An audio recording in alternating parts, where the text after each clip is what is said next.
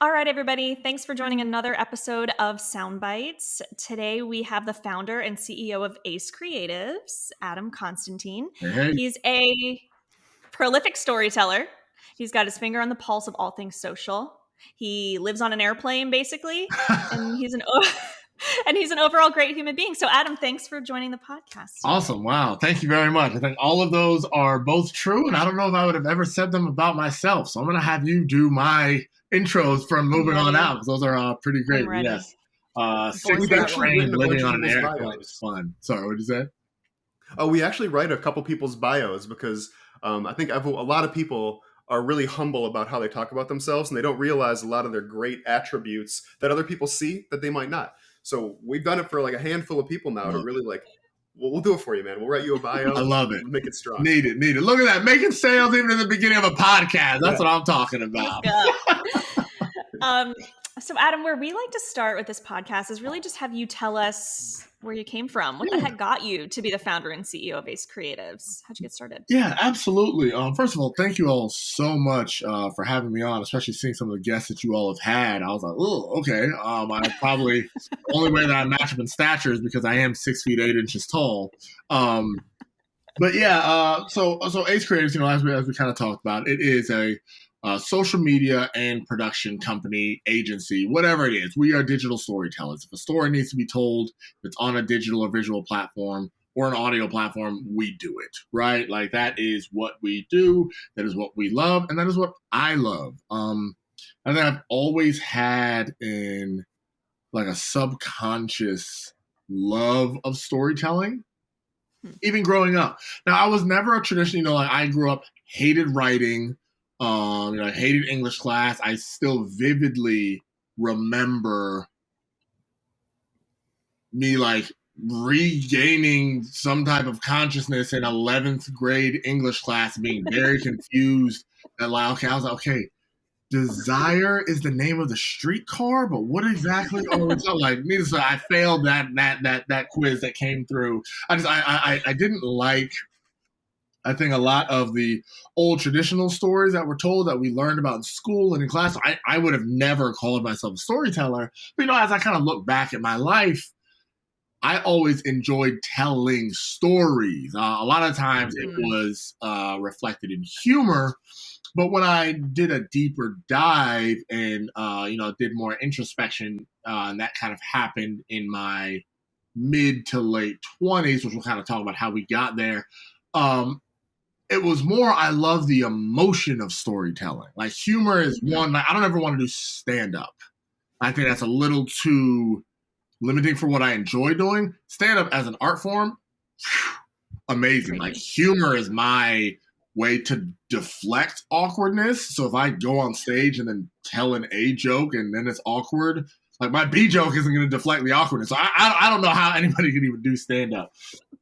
But that's what I love is the emotion of storytelling and how it can truly resonate with the human spirit, truly bring people together. And also it's fascinating to see how storytelling can kind of separate and divide people, or two different people can have two different beliefs based on the same story, which I think is pretty fascinating. But, growing up, so, I was a good student. Like my parents, it raised me to where, it was grades first, and that unlocked the key to everything else. So I played sports growing up. I played basketball when I was younger. I did swimming, soccer, and basketball. My father was a Jamaican national team goalkeeper on the roster, and then eventually came over to University of Maryland. That's really funny. Yeah.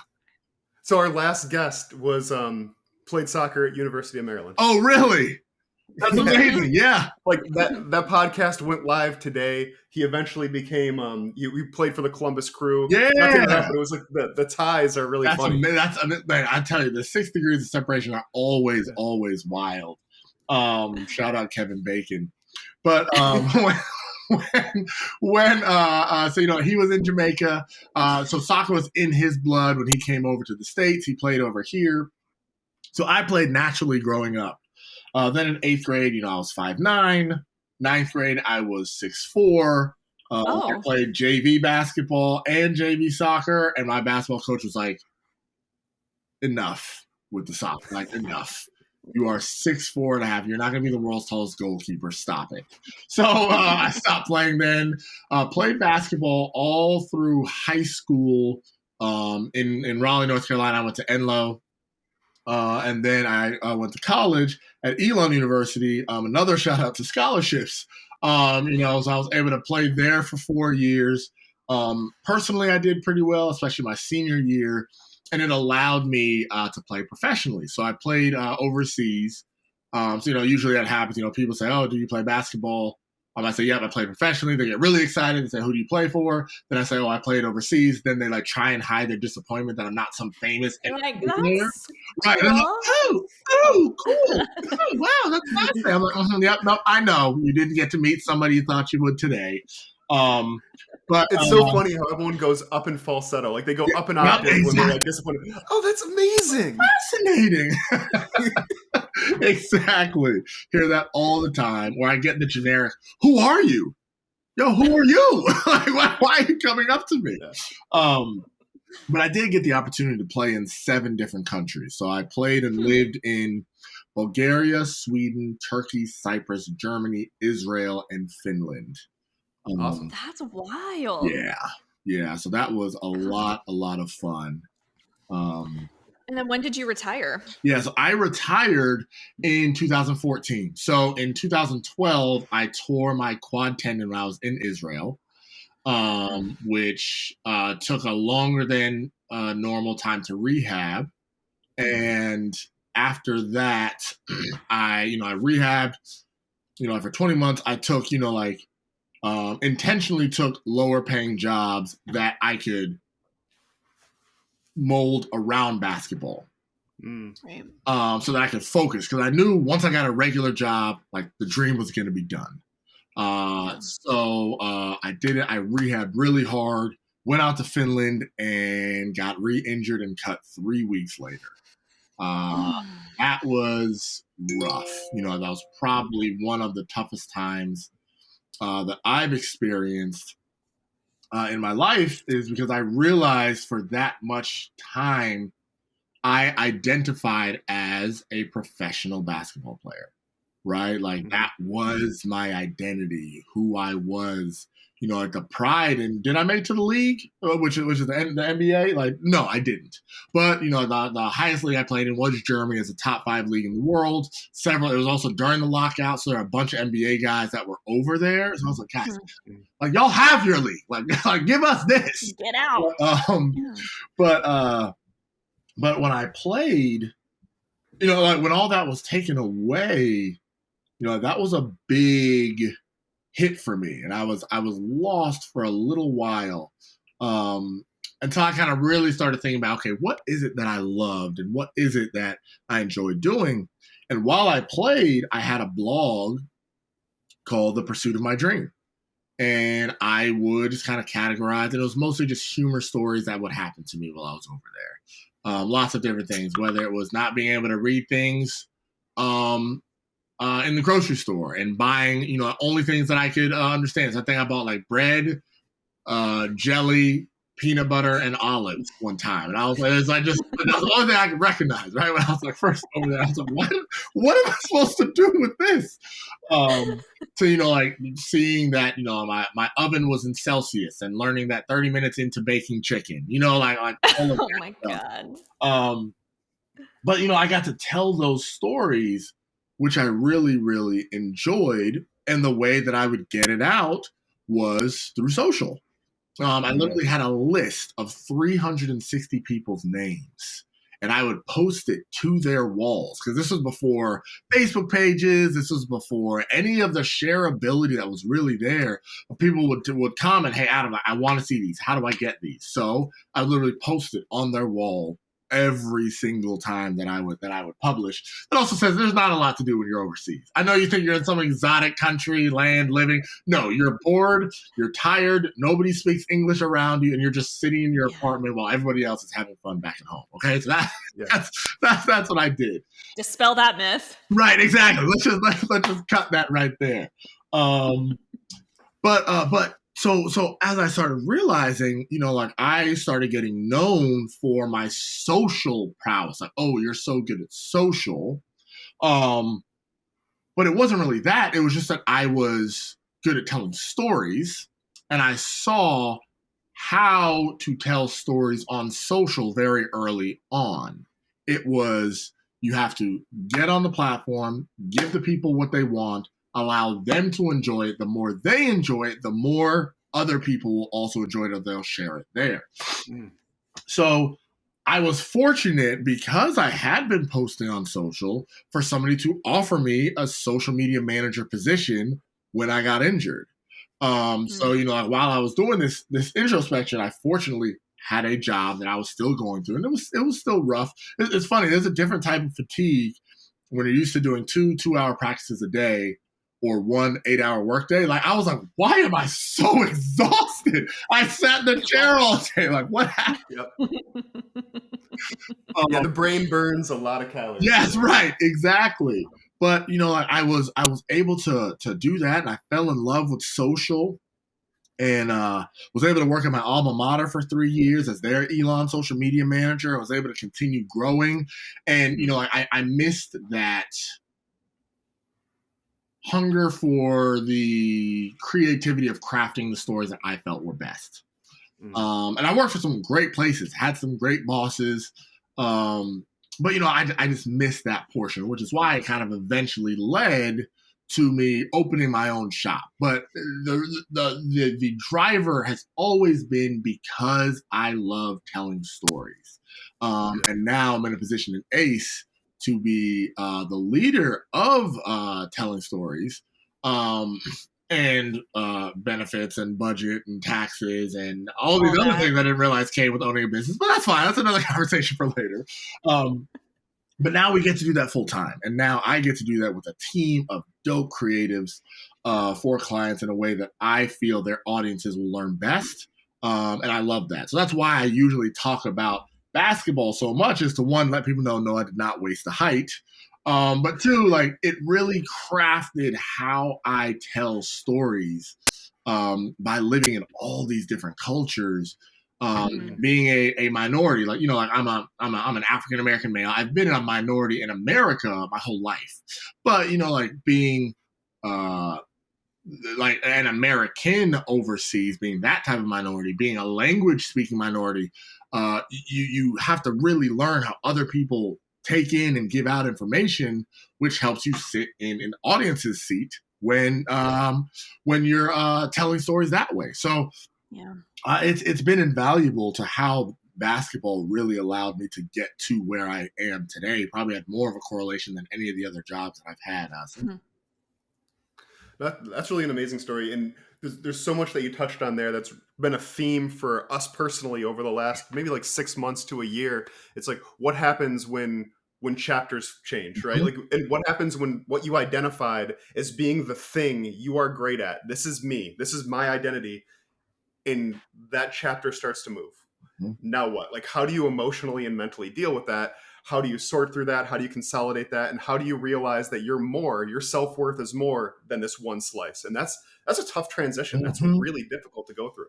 And it's also is an inadvertent side effect of, like, life, liberty, and the pursuit of happiness has turned into your job provides the life, liberty, and pursuit of happiness. So, like, a lot of times we just unintentionally, intentionally, like, marry ourselves to whatever our career is. And that is then what gives us the worth that we portray in the rest of our lives. Now, I firmly believe in work, right? Like, I firmly believe in hard work and all of that. But that internal battle, it's why those at career work struggle when they retire, right? Or they struggle on vacation. It's why like American has a work culture where I think we see the memes all the time where someone in Europe's like, I'm going on holiday, like at the beginning of June, and I'll talk to you in September. See you in October. Right? Yeah, exactly. And the American's like, hey, going into heart surgery, but don't worry, I've decided to do local anesthesia so I can answer any, like that's just how we are. And I think a lot of that just comes from, that's how we tend to identify ourselves. And what I try and do is say, hey, look, if I didn't have a job, I would still be good at telling stories. Whether there's a monetary connection to it or not, I'd still be good at that. So like trying to separate those two, because I mean, you all know, especially like with businesses, whether a client leaves with cause, without cause, financial reasons, it still hurts. And I'm still like, well, wait, I did everything. Am I not good? So that can be so tough. Yeah.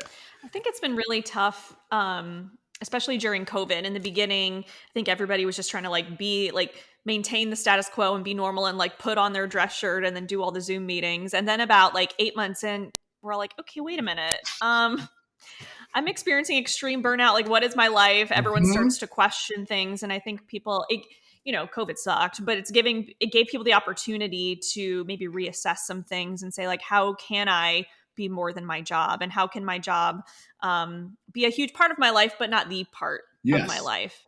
Yes. And it's how can my job improve my quality of life, right? I think our generations and those below are starting to say, okay, wait a minute. I'm going to be doing this for 40 years, you say? Huh. Okay, well, then I want to be comfortable, right? Well, what do you mean nobody asked that? We're starting to see that. And look, I think everyone kind of tiptoes around this. So I'll also slightly tiptoe, the actual toll of a serious pandemic. I think all of us understand and feel sorrow for that. The ripples of that is what I'm speaking about. I think allowed a lot of people, like you said, to readjust. I would not have been able to start ACE if I wasn't able to work at home for my other job first. And then exactly say, this is how you work remote. And then, yes, we travel, and we talk about we still travel for work, but oh wait, we don't necessarily have to travel and do all of this to get this done. So it allowed that forced, again, I think a lot of introspection in our busy culture comes when it is forced. The only reason I talked about it earlier was because I got hurt, or there's a literal pandemic for people. You know what I'm saying? Yeah. We there's a quote that we go through, and it's no real change will happen when something's main priority is self-preservation. But once you remove that element, then you can start making real change. And to your point, you can start seeing things like, okay, am I doing this because I've always done it? This task, or is it essential? Yes. And when you start removing and stripping out that stuff that doesn't actually matter, doesn't move the ball, doesn't tell a creative story, doesn't help the client, and you get down to the essential, and you put more time there, it changes the world. It really changes what you're doing. And one thing we did at corporate jobs, it's we used to have this daily report we sent out. This is years ago. And we were just it took a lot of time. It took 3 hours to prepare this daily report that people weren't even reading. So it was stop sending it. Don't send it. And then wait until people bitch about it. And when they bitched about it, it was 5 days later. Hey, where's the daily report? Okay, weekly. It's now a weekly report. Right? And then you start doing things like that, and you start reclaiming things. Again, it helps your quality of life. And you have to question all this stuff. You have to question, am I doing this because it's important, or because I've always done it and it's just part of my habit routine now? And that's a tough conversation to have with yourself too. Absolutely. And it's one that if you want to be successful in the digital storytelling era, you have to be able to do, because the audience has the most power that it has ever had in the history of everdom. And I'm talking about we can even go back, I'm gonna tiptoe over here real quick. We can even go back to the church, right? Only one person knew how to read. Right. And everybody else had to trust that information that came out, and that was that, right? That was it. And now we're at a place where everybody is privy to all of the same information, and now we're seeing the pendulum swing, right, to where we don't.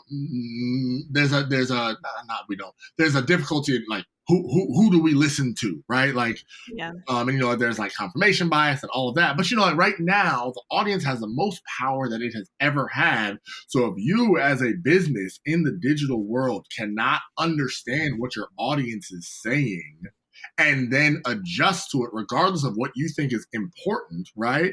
You know, like the daily report. If you're getting higher numbers on a weekly report, then we send it weekly. Well, you know, like daily is what we do. Why? Like Yeah. Just because why? we have. What outcome do you want? What objective? What are you Yes. trying to do? Yes. Like, and we always have that conversation with people too. It's like they have all these ideas, and it's like, okay, great, love it. What does success look like? Before you do any activity, what are you trying to accomplish? What does success look like? And to your point, like the audience now has a lot of different information. There's a lot of different distractions for their time. How can I give them the right information with the right story that's engaging enough to cut through all that? And it's tough. I think, Adam, you said something interesting when you were talking about like your early sort of days on social. You're like, just give the people what they want. Mhm. And I was like, oh, okay, well, how does a brand or how does somebody get started? Like, what are the first steps? Because maybe I think a lot of these brands don't really know, maybe smaller companies don't really know how to get started and give the people what they want and listen to their customers to get that info. Yeah. First thing is you got to know who you are. Like, what is your brand? Because if you don't, you will get swept away in a bunch of different directions. So, like, know who you are and, like, what your end goal is. And it's fine if that's tactical, if that's financial, if that's anything. Like you don't need, like, know who you are on an internal level. Whatever your external mission statement is, that's great. But you also know, like, hey, I'm writing this mission statement that way. So when people read it, they pay me more money by buying this product. Like, whatever, right? Like, that's fine. There's no... We live in a capitalist society. Like, it's okay to write things to make money. You know what I mean? Like, that's fine, like, to know that internally. So, like, know who you are. Then you need to identify which audience, what problem you are solving for which audience. And then ask yourself, does that audience care that I'm solving that problem? Because a lot of times we think, oh, this is brilliant. You know, like I figured out a way for those 70 years old to 90 years old to easily understand, because like shoes, right? I love shoes. I have a 3-bedroom house and one of those rooms is literally just for shoes. I don't know how that's going to go when I eventually get married. I just push that, and that's another time for another day. That's future Adam's problem. Future Adam's smarter. He's wiser. He can solve it. Exactly. What I know is like a lot of elderly people don't understand Jordans. They don't understand it. So then I create an app that solves that problem. They can now easily understand all the J's, all the pairs that are out there. Do they give a damn about that? No. Nobody cares. No. So like a lot of times sometimes we get so wrapped up in like, here it is. Here is the thing that we're afraid to ask, does our audience care? And we spend so much time and money and effort trying to make them care, as opposed to saying, hey, you know what? This doesn't work for that audience. But there are a lot of people that are trying to get into shoes that don't know shoes and are afraid, boom, we can pivot and make that product for them and then go there. That's actually a great pivot I just thought of myself right now. I'm going to write that down and save it for later. Yeah. It's not a bad It's a good thing we're recording this. Right. But so that's what it's you know who you are, know what problem you're solving, and then ask if your audience cares. And if your audience does care, then you say, okay, now how do they receive information the best?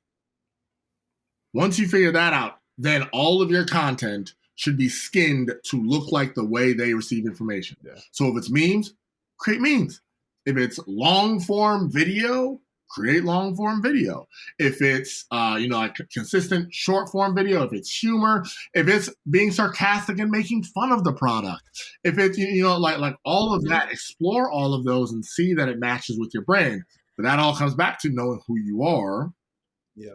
And then, like, I'm sure you all love this, like, does the data support all of that? Like, reviewing the data. I think a lot of times, too, we get so far, it's, what is it? The sunken cost fallacy?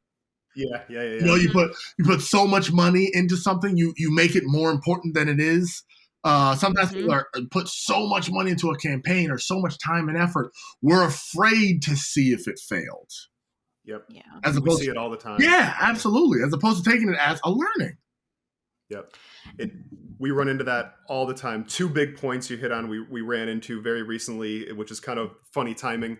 But it's like we had to get to the point of being completely unemotional about everything we do, right? And so we do things in small tests, see what the data supports, and move forward. But initially, back to where we started the whole conversation, it's like when you have this idea and you try to execute it, you get so emotionally attached to that idea is tied to your personal worth, when it can't be, right? Mm-hmm. It's just like, if it doesn't work, it means I'm bad. It's like, no, it means you tried something. Yeah. So we are meticulous in what we call hypothesis-based problem solving. It's like we don't know the answer, so you have to test it. And if we've fired things off where we're like, this is going to be a banger, and it just is trash. Yep. Or on the other side of something you mentioned, we recently had somebody that was crushing it for an SEO term that no one was searching for, but they were murdering it, right? Just doing really, really, really, really well. But it's like, but no one's searching for it. But the 10 people that are, you got them, right? But it's like, to your point with your Jordans and older people, it's like you have to know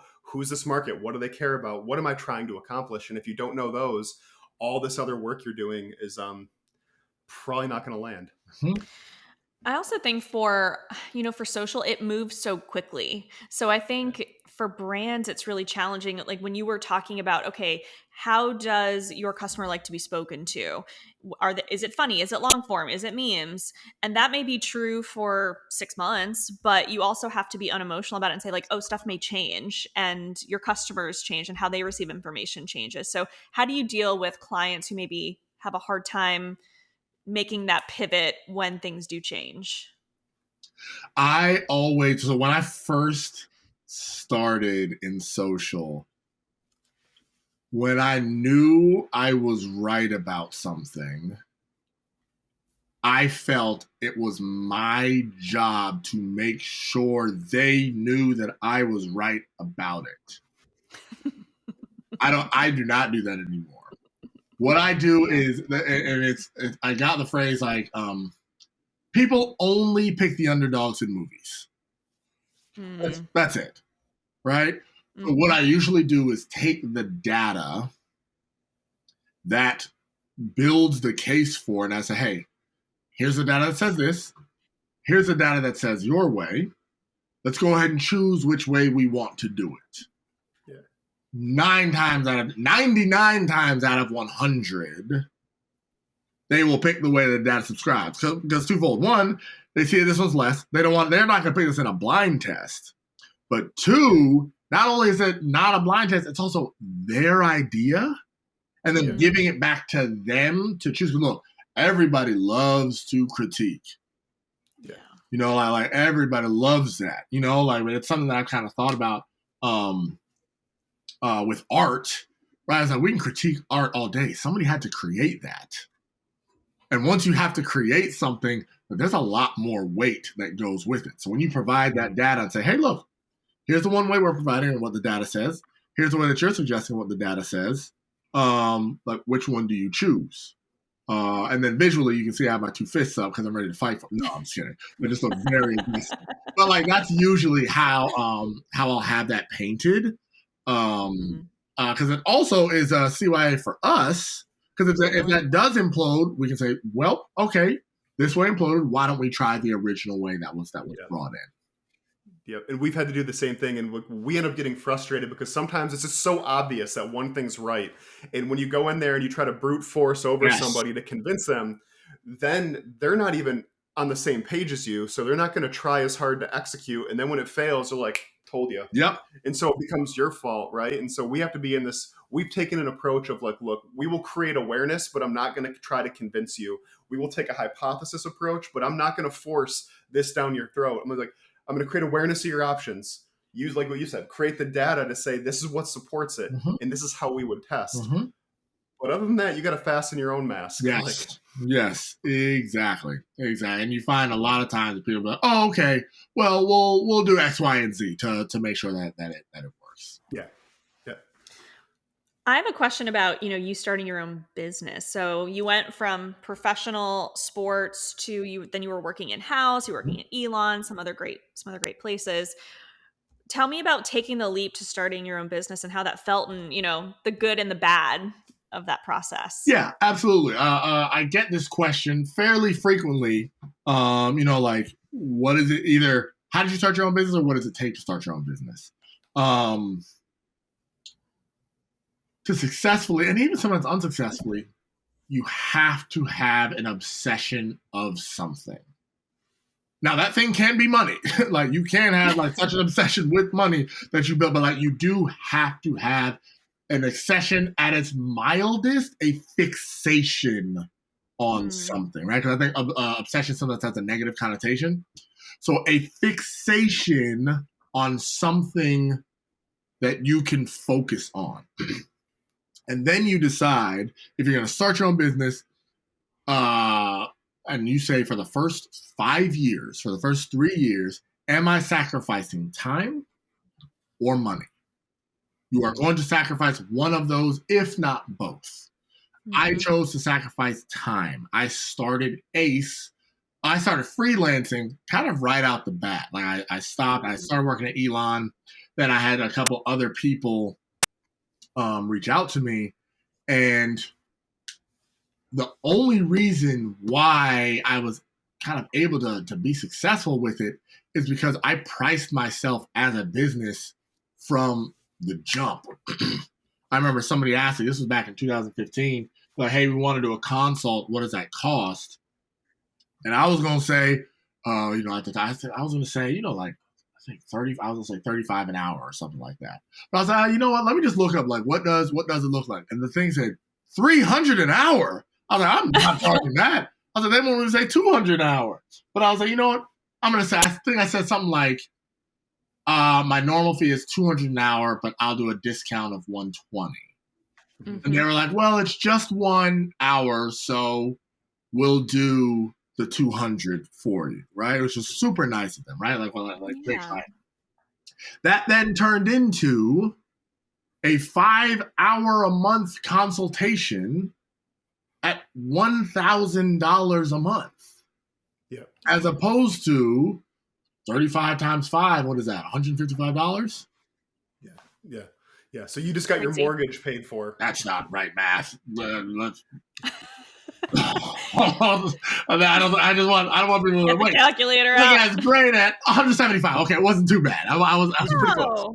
I wanted to make sure. Anyway, sorry, Derek. I wanted to make sure I wasn't a complete idiot. But yeah, it's true. It's like, if you are undervaluing yourself from the jump, how do you expect anyone else to value your work? Right. And so did doing that sort of get things in motion for when you were ready to take the leap? So it allowed me to start thinking bigger, and I started getting a couple more retainer clients, but I still had a full-time job.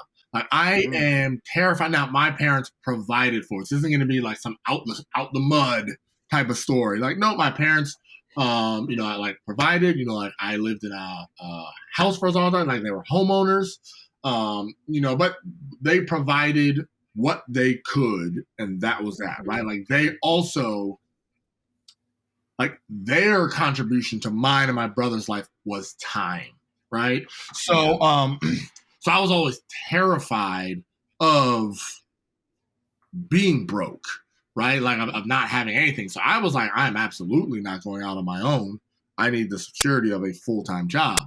So I started doing, a full-time job, and then, 45 hours, 5 extra hours a week. So 45 hours a week, I was doing that. And I started getting better. Then I was like, okay, 47 hours a week. Then 50 hours a week.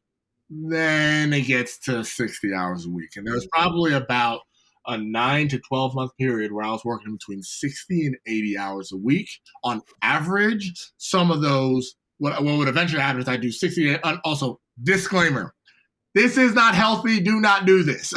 But I would do 60 to 80s. And then I would have a 100-hour week, burn out and crash for like 2. and I'd have to like coast, and like I'd have to take sick days. I do it. So like I did not do it correctly. But I tell people this, like, look, I sacrificed time so that I can make the money that I wanted. And the reason why is because I wanted to, like, I'm a very passion driven person. So I can't do boring clients. Like I can't. It's also why. So like, newsflash, I am partners with Derek and Lauren. It's also why like I can't do like the data stuff. Is the data stuff important? Oh my gosh, yes. It's so boring to me. The gathering, I leave that to you all. Just let me tell the story, and you tell me if it sucks or not, right? So like, we know some people. We'll help right, you out. Yeah, exactly. So like, to be able to do what I wanted to do, I had to be able to choose. And as a starving artist, you can't always choose. You got to take the work that comes there. And I knew that would be a recipe for disaster for me as a passion-driven person. So I was able to be selective on the clients I wanted until I was able to get 2 very, very solid clients that allowed me to go out on my own. I think that makes a ton of sense. And like, so you got to do the Indiana Jones thing where you pulled the statue off and put the sandbag on, but then you realized you're running from the ball coming after you, right? 100%. It's tough. There's probably 2 things that you can't outsmart. No matter how smart you are or how driven you are, you're not going to outsmart emotional pain. You can run from it from a long time, and you're not going to outsmart exhaustion.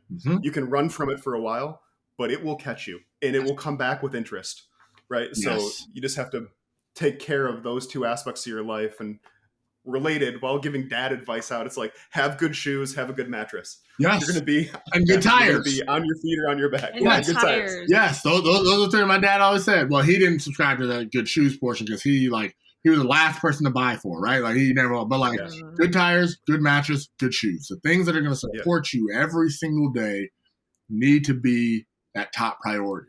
And also like time, when I say time is relative, like your memory of how things go never feels as long as it was. Yeah. Like when I was at Elon, first of all, I was just so dramatic. You would have thought that I was going to be there for 30 years. So I was like, oh my gosh, like how am I going to move up from this? Like all that, yada, yada. Now I look, that was what? 8 years ago, and I have, like I have my own company now. I have 9 people working for me. Like all of this, like that wasn't in my 5 to 10 year plan. So like allow yourself. If you don't also enjoy the present while you're building, it's not gonna mean anything. It's actually a reason why. So me and one of my boys, we were talking about like, hey, when we get older, we're going to travel. Like we're going to make it. He's very successful. So like both of us grew up together and we knew we were both going to be aerospace engineers, like tracking to it. We both took calculus. He kept tracking and I went communications. Right. So like he eventually went there. He actually works for NASA. And amazing. Like he's a beast. And we were like, when we're older, we're going to travel. We're going to do what we want, yada, yada. But then we were like, why not do some of that now? Like, sure, we can't do it the way we want. But yeah, let's scrape together a trip. So now we take a trip together every year. And those are some of my best memories. I have some of those photos on my wall now. It's why I have a client that's taking us, slight flex, like that's taking us to Fiji to capture content of the island, right? Like all of these little things, whereas if I just been like prepare and save, you miss those opportunities as well. So, just remember that time, there's still a lot of time, especially if you are doing, there's a lot of time. When you're stagnant, there isn't. Not stagnant. When you're not doing anything, there's not a lot of time. But when you're doing, there's so much time. Yeah. And we talk about this. It's so interesting. Everything you're talking about, like we've had these conversations a lot over the last years. We've been navigating a lot of things. And it's like, we never appreciated or celebrated any of our wins. It's just like we get a real solid win and be like, great, now what? Yes. What now? We just had our quarterly board meeting, for example, and we did really well. and we looked at it, and like there wasn't one high five, not one hug. It was just like, okay, great, good. Now what? What does next quarter look like? Mhm. And then what was like a day later, she calls me and she's like, that was actually outstanding.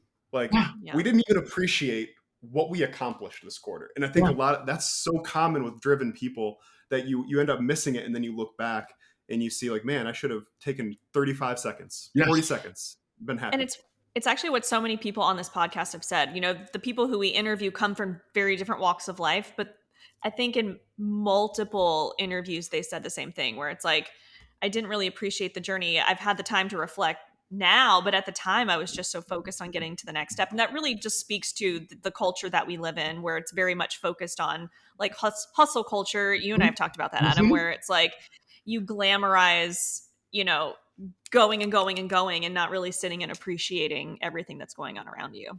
Yeah. Take the shot, post it on Instagram, and then Right. that's as much present as you get. Yeah. Mm-hmm. Right. And like one of the things I talk about is to say, okay, you grind for 10 years. Okay, just like nose down, 10 years. Mm-hmm. And you make, let's just say you make Bezos money, right? Out of those 10 years. Okay. How much of that money can you take and convert to then go back to your brother's wedding that you missed 3 years prior? Yeah. You know, like how much money can you take to go back to the daughter's recital that you had to step out and take a call in? You know, like you can't do that, you know? And one of the reasons why I changed, and I'm going to try and like hit this and then like keep moving. But I lost my pops last year to cancer, and he was one of my best friends. It was, you know, he's one of the strongest guys I knew. So to see him go through like 11 months and then gone was terrible. And this is pretty morbid, but I sat with him when he passed, and I was so thankful that I had Ace, because I was able to move back in with my parents to help them, you know, to help take care of him, you know, when things were at its worst. And I was in his room when he passed. And when he passed, I went and looked at my bank account, and it was the biggest it had ever been in my life. And in that moment, it meant absolutely nothing. Mm-hmm. Nothing in that moment. And I wanted to feel that so that I could remember, as times are going quickly, as things are moving, as I'm so busy, I cannot buy any of that time back. I'm so thankful that my father and I were able to, we used to do lunch once a month, no matter what. Whether I was in Raleigh and he was in Charlotte, whether we were traveling. And like, I have those memories now. You know, I am fortunate to have that, but like, you gotta make time. None of that made me $0. Probably took away some money. Who knows? I could have stayed longer, and a Fortune 500 company was about to call me, or I missed a post that I would have done. I don't care. No, I have these moments, and you know, I have this. It's funny. I have this video of him.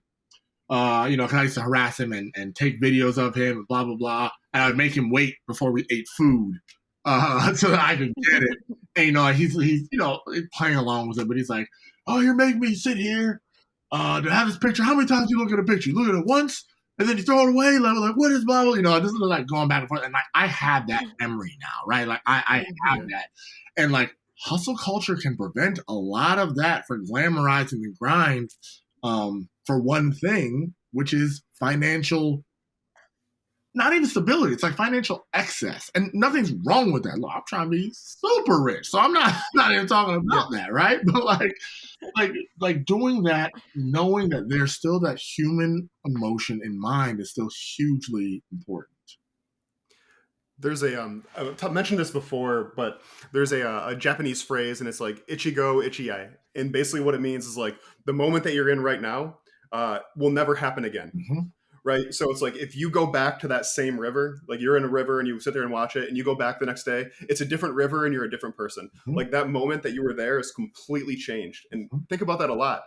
And to your point of being more present, even if you reproduce any event you're having, you go on that same trip with someone again, you still never get that first one back, right? Like that moment happened and it is gone. So you have to appreciate it while it's there, appreciate an element, create those memories, and enjoy the wins, enjoy the ride. Yeah, I think that's a huge, like, enjoy your wins. Like, do a happy dance when you get your client. Oh, also, it doesn't matter how big the check is. As soon as you get it, it's so underwhelming every single time. This is, and look, I know people will be like, well, I'd love to have the check. No, I know. Yes, I know. Me too. Like all of us. Yes, we want the check. But literally, as soon as you see the number, you now already have it. So like, you're looking at, okay, it's X amount, well, minus this, and that, or like you've now elevated your company or your level to that, and anything below it now is a failure, right? Like that. So like enjoy the wins. I remember I was telling someone that I hadn't talked to since I started ACE. They're like, how's it going? I was like, things are going a little well. Like we're trying to recession-proof the business and make sure that we're doing as much as we can, like with our team of 9, I don't know how much growth. And they were like, 9? And I was like, yeah. They're like, what? Are you still at the company that you and Aaron started back then? And I was like, she was like, wasn't that just last year? I was like, yeah, it's a little, almost 2 years ago. So you went from 2 to 9 people in 2 years? I was like, oh, yeah. I guess we did, but I'm so stressed about, well, 9 needs to be 13, or is it going to be 7? Hey guys, it's not going to be 7. Don't worry. But like, hey, is it going to ebb and flow? And all, like, that's where I'm living. And I forget. Yeah. We grew a company that was 2 people to 9, which is amazing. It's amazing. But I think as a business owner, you're struggling with things because now you feel partially responsible for these 9 people, right? So you're like, I don't have time to sit and think about like, how amazing it is. It's like, I just got to make sure I'm able to keep everybody here and keep food on the table. So I would say cut yourself a little bit of slack. It's okay. That is fair. I would say that's another thing too that comes with entrepreneurship is you are no longer thinking about yourself. I'm sure, and it's probably like a 10th of the scale because I know, like parents are like, you don't understand what it's like to have a kid. Hey, I know, okay? Like I'm not saying that, but like knowing that you have other people's livelihoods, and also like I've literally told people, hey, trust in this vision that I have, and I am going to make sure that you can take care of your family. Like that's what it boils down to. Sure, they may be excited about it, yada, yada. They are here to make sure that their families can be taken care of because they believe in me saying that I can do that. And that can weigh heavy. Yeah. Yes. People put their entire trust and ability to survive in your hands. And you have a responsibility now to deliver for them. Yep. And it's like, I think people don't understand that. And then to your point, like earlier, and then you got to make sure the IRS doesn't come after you, and you got to make sure your taxes are paid, and you got to make sure the accounting's done, and you got to make sure the accounts receivable come in, and then you got to think about what's next and who's the next client. So there's a lot that weighs, and we see this over and over again. It's like you get to do less of the thing you love. You get to do less of the actual storytelling in order to enable your culture of people to do that storytelling for you. Yes, that's a perfect thing. Literally, I think this was 2 days ago. So because we have so many clients and we are social first, everything revolves around social and the trends. So we have one big brainstorm. It was, okay, here's what's hot, here's what's trending, here's what's doing this. How can our clients fit into those stories, right? And that's where we found a lot of our success. I used to be in those. That was my favorite part of ACE. That was one of the reasons why I started, because like that was great. Like Aaron and I used to work at the company before together. When we had those brainstorms, those were some of the best times, right? So when we started, that's what we did. I haven't been able to join, I think, the last 3. So I wanted to join this one. So I was like, hey, I'll join an hour in. I joined an hour because they're 3 hours long. And they somehow, so for morale, they've convinced me to buy them all DoorDash for. They're like, it'll really help morale. I was like, yeah, but it won't help. Okay, yep, right. I forgot, yep, that's fine. But I jump in at an hour. When I tell you, I train wrecked that meeting because I was like, by the way, so-and-so just reached out to me and we need blah, blah, blah. Oh, hey, real quick. And then I was like, I am clearly not helpful right now. I'm in too many places. I am going to let you all continue and I will bow out because I had so many other things happening. Yeah. But on the flip side, I don't have to be in those meetings. And the ideas are great that are coming out of it, but it's kind of like, Squidward meme where he's looking out the window and SpongeBob and Patrick are playing down. So I'm like, okay. But I think it's kind of where we started, right? I was going to say it's good that you're humble enough to be like, all right, listen, I don't need to be in this meeting to have a great output and have a ton of great content. And I think as a business owner, that's where you have to get, or else you're never going to grow. Yes. Yeah. So it's good that you're able to recognize that. And it's kind of, again, back to an existential crisis. It's your basketball chapter is all over again. It's like you prided yourself on driving those meetings and being a part of them. And then at some point you realize maybe they're better when I'm not in those. And that's like when you log off of that Skype meeting or that Zoom meeting, you're like, whew, you got to take that L mentally a little bit. Yes, absolutely. The same reason why you started a company is to control the narrative is the same reason, or is the opposite reason of how you'll be successful, which is letting go some of that control and letting other people do it. Yeah. It's really, really kind of a fascinating thing. And so as we're coming up toward the end here, I just wanted to come through. We've talked through a lot of stuff. You gave a lot of great advice, but if you could sit down and have dinner with yourself at 25 years old, 18 years old, you kind of pick one. What advice do you tell that person? You got one shot. You really just want to be able to talk and make sure that you set yourself up, your future self up for a win. What do you say to that individual? And so I'll actually do both. At 18, I say no one has anything figured out. And anyone who seems cool feels just the same that you do. So focus on what you love, and everything will work out. Like, I think that's that.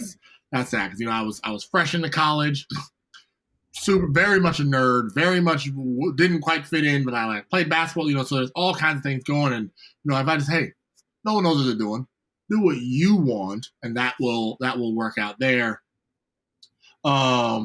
And at 25, I would say kind of what I said earlier, which is what you do does not define who you are. Who you are stays with you regardless of what is happening outside of that, and find a way to make that the more important than what you do. Now, if 25-year-old me was like, oh, well, how do you do that? I'd be like, hey, I don't know. I'm just telling you to do it, okay? Telling you to do it so that when I'm here, I don't have to figure it out now. This isn't a roadmap. This is a fortune cookie, baby. Like, you figure it out. I'm trying to alter. But yeah, I think those are the two pieces of advice that I would do. Solid. I love them both. I think they're really both great.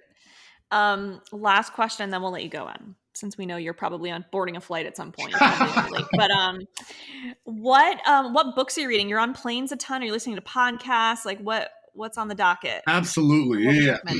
So it's funny. I'm actually I've started therapy, so I can stop avoiding all this grief that I have pent up inside because I'm so busy with work.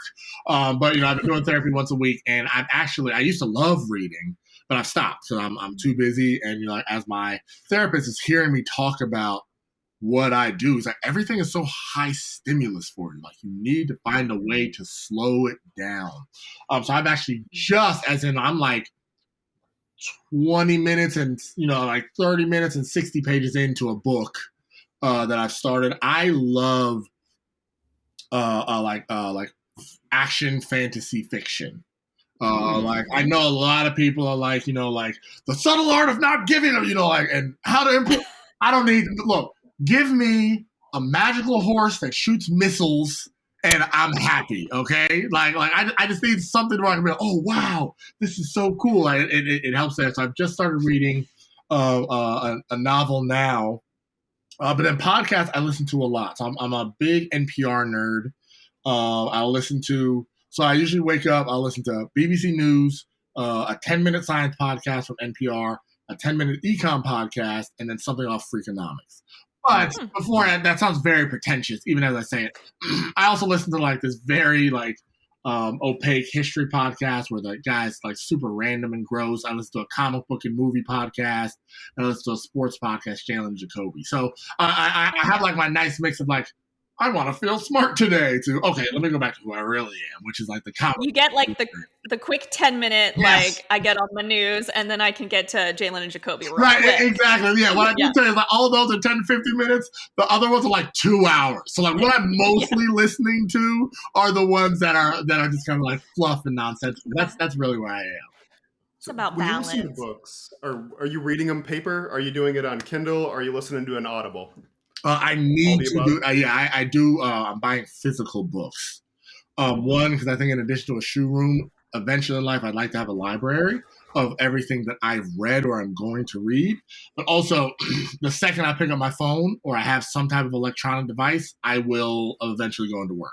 But you all know, like, I'll get on. And for me, social is both pleasure and work. Right. So, like, when I'm working, I'll switch over to social and I'll start looking at that. And then if I'm like just enjoying it, I'm like, oh, this is a great work thing. And I'll send it. So, like, I need to find ways to like detach from my phone. So I'll try and like put in music, throw my phone somewhere, and then open a physical hard copy book. Well, I got some good news for you then. So I've got a bunch of copies of a book I like to pass out in physical hard form. You'd think he owns stock in this book, but he just loves this book. There are two books I give away more than anything. One is this. It's Epictetus's The Manual. It's really short, right? So you can rip through it in about a half hour. Love it. And it's like if Epictetus had a Twitter account, this would be it, right? This would be a screen grab of it. That's awesome. The other one is Bruce Lee, Striking Thoughts. Same thing. Yes. Like, again, it's just all little aphorisms, short little quips. And I love reading both of them when I need a little bit of direction. But you'd mentioned a few things that I think you might actually really enjoy this. Awesome. We'll get your address and we'll send you a physical copy. Appreciate that. That'd be great, man. That's awesome. I'm so excited about that. See, thank you. You get on the podcast and you get a gift. Hey, look, I like that. Sheesh. I need all my meetings to end with gifts like this. This is great. We'll do our best. Derek will give you a book every time, probably. Yeah, there we go. Some incentive to chat with us again. I'm with that. Well, okay, well, we know you got to go. So thank you so much for being on the podcast. I loved hearing these stories. Super insightful, super funny. I had no doubt I was going to laugh, but it was a great mix of both. So thank you so much for being on. Yeah, thank you guys for letting me talk through and ramble and add some of that feedback. It was awesome to be here. I really appreciate it, guys. Adam, thanks so much. Really appreciate it, man. Thank you, and we'll talk to you soon. Yeah.